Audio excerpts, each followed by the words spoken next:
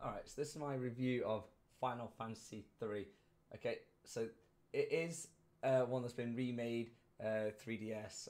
Well, it's all 3D from the original 2D version back in the days of the NES.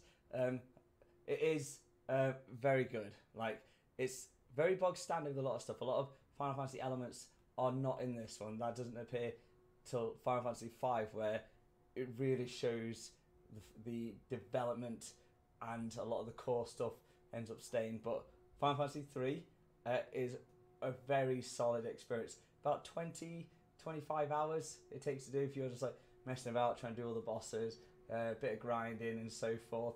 Okay, obviously this is my footage from like the final like dungeon run thingy. The game itself, not that hard until you get to the Crystal Dungeon, Crystal Palace or whatever it's called.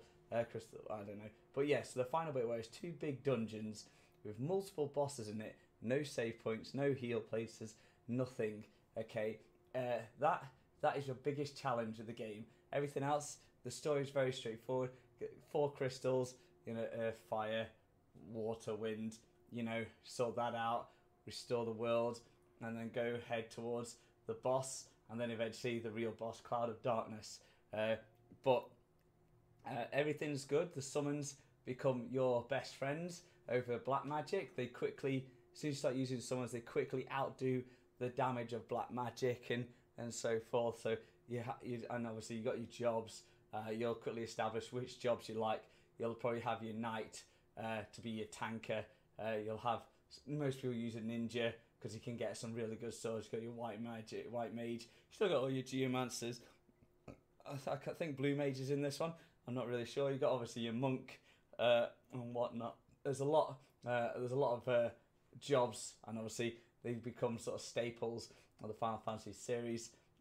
This is like a really solid entry. It's just a great, like I say, great 20 hours. But again, I'm gonna reiterate, the final dungeon is what's gonna catch you up. Okay, so this I had to redo it like a couple times.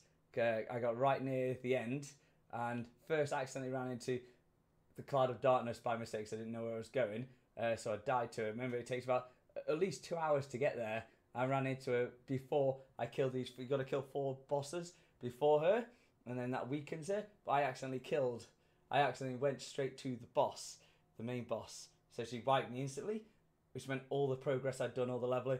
I just fucking lost it all and had to go back and restart it. And then I was doing those 4 bosses, killed 3 of them, got to the 4th one, which was a double-headed dragon, twin-headed dragon, and it killed me. And I was raging because it does 2 attacks at a time, 1,500 for each attack. And as you can see, my health is only 2,100. So it's every turn for it. It was like boom, boom. People just dying left, right, and centre. Killed my white mage. It was turd because obviously the Phoenix Downs, they only reg you for like 10% of your HP. So this thing's hitting for twice. So if it's hit your white mage twice in a row, it instantly kills her. So if it's done that, your other guys are gonna drop regardless. And that's what happened, and I was so angry. It was unreal. Obviously, you got your classic stuff in this game. All like you really start to see the recipe Final Fantasy uses, and it's just like builds on it a lot. Okay, and like I say, the jobs, the spells, the summons, they're all the staples, and you just see it all the way to Final Fantasy 15, where they're just still used.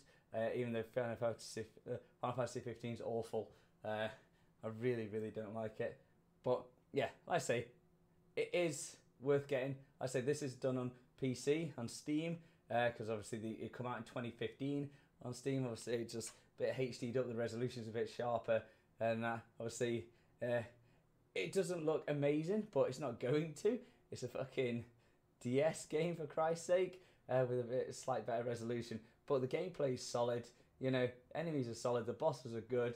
They're all different. Some of them are challenging. You got to use different tactics on others. Obviously, it's very replayable because you've got all your different jobs. Loads of replayability. Just because you can go in with a whole different team each time it'll be the same characters, but as soon as you choose a different job, it's a whole different way of playing, and that's what's great. There's never just one time you can do it, and you can see there's always OP jobs, there's always worse jobs, but everything is situational. You know, one job could be the best in the world for this thing, or it could be the worst in the world for that thing, and it's just obviously dependent. But like I say, good game.